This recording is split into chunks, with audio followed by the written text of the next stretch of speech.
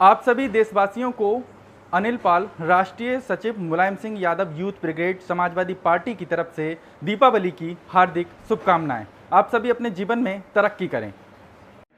नमस्कार दोस्तों, मैं हूं आशीष धनगर और आप देख रहे हैं आपका अपना चैनल द अहिल्या दस्तक। साथियों, लगातार मैं बहुजन समाज की आवाज़ को बुलंद कर रहा हूं और लंबे समय से द अहिल्या दस्तक पर बहुजन समाज की आवाज़ को बुलंद करता रहता हूं। और आज हमारे साथ में बहुजन समाज पार्टी के पूर्व कद्दावर मंत्री मौजूद हैं, आदरणीय अजीत पाल जी। और अजीत पाल जी से हम तमाम मुद्दों को लेकर के चर्चा करेंगे, क्योंकि कभी एक दौर हुआ करता था जब बहुजन समाज पार्टी की सरकार हुआ करती थी और बहुजन समाज पार्टी का एक दबदबा हुआ करता था। लेकिन आज हालात बदल चुके हैं। 24 में एक भी सीट बहुजन समाज पार्टी की नहीं निकल पाई। आज गंभीर स्थितियों को लेकर के हम पूर्व मंत्री आदरणीय अजीत पाल जी से बातचीत करेंगे। सर, सबसे पहले तो द अहिल्या दस्तक परिवार में आपका बहुत बहुत स्वागत है। क्या कुछ कहना चाहेंगे? सबसे पहले मैं इस चैनल का धन्यवाद करना चाहता हूँ, द अहिल्या दस्तक का, कि आपके चैनल के माध्यम से लोगों में हमारी आवाज़ जाएगी। और मैं बताना चाहता हूँ, बहुजन समाज पार्टी में मैं शुरू से बहुजन समाज पार्टी में संगठन की राजनीति करता हूँ। और जब भी बहुजन समाज पार्टी सत्ता में आई है, चाहे वो 2002 में सरकार हो तो मुझे जिलाध्यक्ष जनपद गाजियाबाद का बनाया गया। जब 2007 में सरकार बनी तो 7 से 12 तक जो सरकार रही उसमें मुझे माननीय बहन जी ने, जो बहुजन समाज पार्टी की राष्ट्रीय अध्यक्ष हैं, उन्होंने राज्यमंत्री का दर्जा दे करके पाल समाज के मान और सम्मान को बढ़ाने का काम किया। लगातार हम उसी पार्टी में काम कर रहे हैं। और बहुजन समाज पार्टी, ये समय होता है कभी कभी, अभी हमारा दौर थोड़ा डाउन चल रहा है, लेकिन ऐसा नहीं है। पार्टी में हमारा संगठन बहुत मजबूत है, हर स्तर पर प्रयास चल रहा है। अभी बहन जी ने कुछ गाइडलाइन हमें दिल्ली में दी थी, जो उत्तर प्रदेश में अभी 9 सीटों पर उपचुनाव चल रहा है, तो मैं गाजियाबाद में पीएन गर्ग हमारी पार्टी से चुनाव लड़ रहे हैं, उसका मैं स्टार प्रचारक भी बहन जी ने बनाया हूँ। और अभी मेरे पास में वहीं से फ़ोन आया था लखनऊ से कि आप कहाँ पर हो। मैं कहा जी मैं लखनऊ में हूँ और मैं कल पहुँच जाऊँगा गाजियाबाद।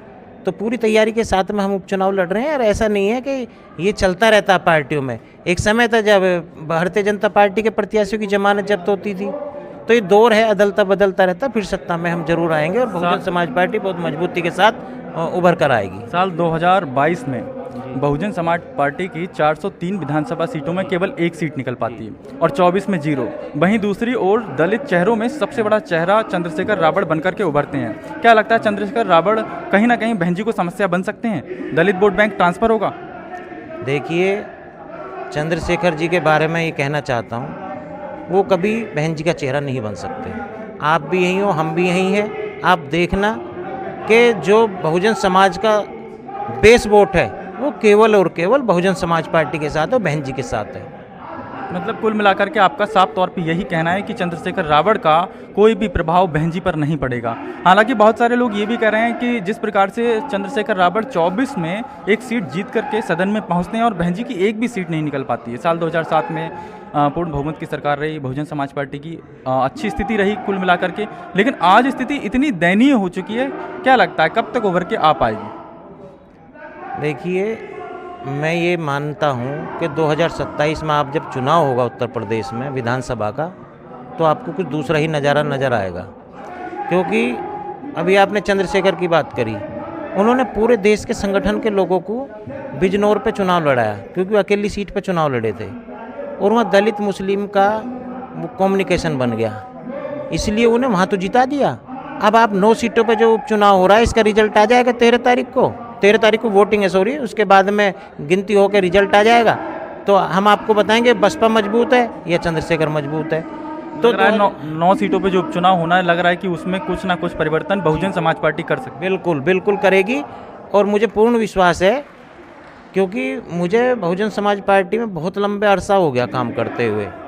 तो मुझे ये पता है जिस दिन हम मैदान में आ जाएंगे ना, 22% वोटर है भाई साहब, तो हमारे साथ में अगर 22% वोटर ये और पार्टी संगठन के लोगों को मजबूती दे रहे हैं, सब लोगों को जोड़ रहे हैं, भाईचारा बना रहे हैं, सर्व समाज में जो भागीदारी दे करके हम वो समीकरण बना रहे हैं। अभी जो बहन जी ने हमें टारगेट दिया है कि कुछ भी करना हो 2027 में हमें यूपी में फिर वापसी करनी है। इससे पहले भी हरियाणा विधानसभा चुनाव हुए जिसमें बहुजन समाज पार्टी और इनेलो से गठबंधन हुआ। और लेकिन वहाँ पे कोई रिजल्ट नहीं आ पाया, केवल 2% वोट बहुजन समाज पार्टी को हरियाणा के अंदर मिल पाया। आखिर ऐसी क्या स्थिति रही? हालांकि बहन जी ने इसको लेकर के ट्वीट भी किया था कि जाटों ने बहन जी के साथ में कहीं ना कहीं धोखेबाजी की, जाटों ने बहन जी को वोट नहीं दिया, लेकिन बहन जी का वोट बैंक जाटों के लिए ट्रांसफर हुआ। ऐसा है, वो सही बात है, बहन जी ने गठबंधन करके देख लिया, लेकिन वहाँ पे ना क्या हुआ, आमने सामने चुनाव होगा, 2 पार्टियों का चुनाव वहाँ रहा, कांग्रेस का और बीजेपी का। मेरा मानना ये है, हमेशा जब त्रिकोणीय चुनाव होता है तो उसमें बीएसपी फाइट करती है, और जब आमने सामने की टक्कर होती है तब थोड़ा सा डाउन होता है मामला। वहाँ पे ना उन्होंने 2 ही पार्टियों को चुना, कांग्रेस और बीजेपी, इसलिए हमारा वहाँ 0 रिजल्ट आया, ये कारण रहा वहाँ का। लेकिन बहन जी ने उससे सबक ले लिया है, अब हम किसी के साथ गठबंधन नहीं करेंगे, अपने बलबूते चुनाव लड़ेंगे। कुल मिलाकर के अब 27 में परिवर्तन आने की संभावना है। वन नेशन वन इलेक्शन की भी बात चल रही है, आपका इस पर क्या सोचना है? जो वन नेशन वन इलेक्शन की बात है तो उसमें मेरा सोच ये है कि अगर होता है हम उसका स्वागत करते हैं, कोई दिक्कत नहीं। हम तो हमेशा बीएसपी हमेशा चुनाव के लिए तैयार रहती है, जब भी चुनाव होगा देश में, जब भी मजबूती के साथ चुनाव लड़ेंगे। आज कहीं ना कहीं पिछड़े, दबे, शोषित और वंचित समाज पे अत्याचार हो रहा है, क्या लगता है कि इसी सरकार में हो रहा है या हर सरकार में इतना ही होता रहा? अब कुछ ज़्यादा हो रहा है, अब कुछ ज़्यादा हो रहा है। बहुजन समाज पार्टी की सरकार में आप लोगों ने देखा होगा कि अधिकारी काम करता था, अगर किसी गरीब के साथ में शोषण हो गया, कोई भी जाति समाज की बात नहीं, उसमें अगर किसी के भी साथ में शोषण हुआ है तो उस पर तुरंत कार्रवाई होती थी। लेकिन आज की डेट में क्या है, पक्षपात हो रहा है। अगर कहीं कोई मामला होता है तो जो दोषी है उसी को सताया जाता है, दोष करने वाले को नहीं। आप कैसे पक्षपात की बात कर रहे हैं? जाति या धर्म से जोड़ करके तो नहीं? अभी हमारे समाज का एक लड़का अर्थले में मार दिया था, और वो बीजेपी से जुड़ा हुआ व्यक्ति था, उसके घर पे बुलडोजर नहीं चला। कोई दूसरे पक्ष का होता तो उसके घर पे बुलडोजर चल जाता है। तो कार्रवाई तो करनी चाहिए ना सामान्य तरीके से, ये नहीं है कि एक तरफा कार्रवाई करो आप।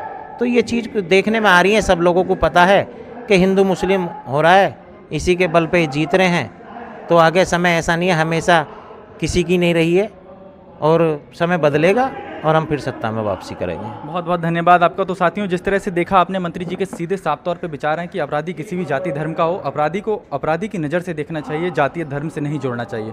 साथियों, इसी तरह हम और भी लोगों से मुलाकात करने का प्रयास करेंगे। हम फिर मिलेंगे एक नए वीडियो, एक नए टॉपिक के साथ में। तब तक के लिए जय हिंद, जय भारत।